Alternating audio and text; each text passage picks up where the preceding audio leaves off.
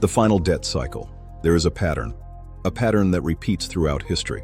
Empires rise, they grow stronger, they prosper, and then something shifts. After every major crisis, a new order is born. Growth accelerates, optimism expands, markets scale, credit flows easily, debt builds quietly in the background.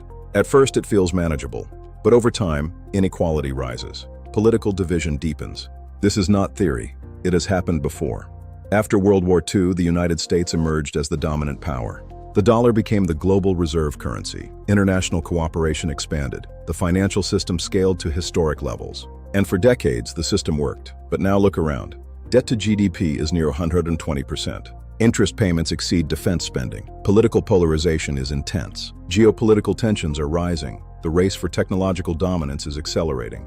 Artificial intelligence, semiconductors, energy infrastructure. Competition is no longer subtle. But here is the important part. Power transitions do not begin with war. They begin with pressure. Tariffs, export controls, supply chain restructuring, sanctions, reserve freezes, financial exclusion, new alliances, regional influence battles. This is not open conflict, it is systemic competition. And at the center of it all is one variable: debt. Debt is not dangerous by itself. Unsustainable debt is. History shows that when debt reaches extreme levels, only three paths tend to emerge: money printing, leading to inflation; currency devaluation, or restructuring and default. But there is another variable now: productivity. If productivity grows faster than debt, the system stabilizes. If it does not, pressure intensifies.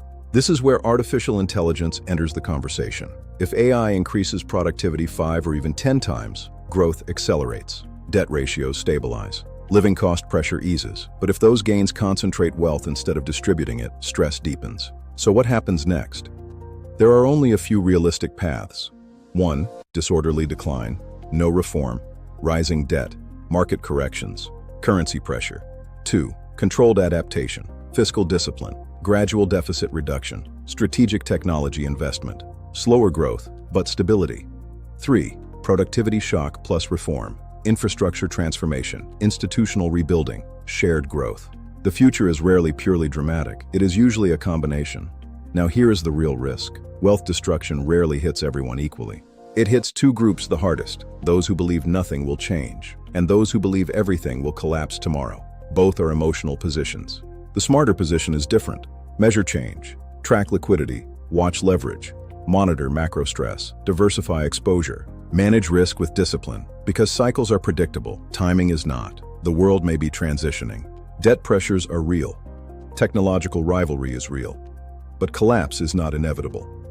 Adaptation is possible, and the advantage always goes to those who prepare. Emotion is noise, structure is signal. The prepared win, the unprepared panic, and that is exactly why we built HDAlgoTech. Not to sell fear, not to sell collapse narratives, but to measure structure, to monitor liquidity, to track leverage, to analyze open interest, to understand macro stress before it becomes panic. Because in transitional periods, clarity is capital. This is the HDAlgoTech perspective.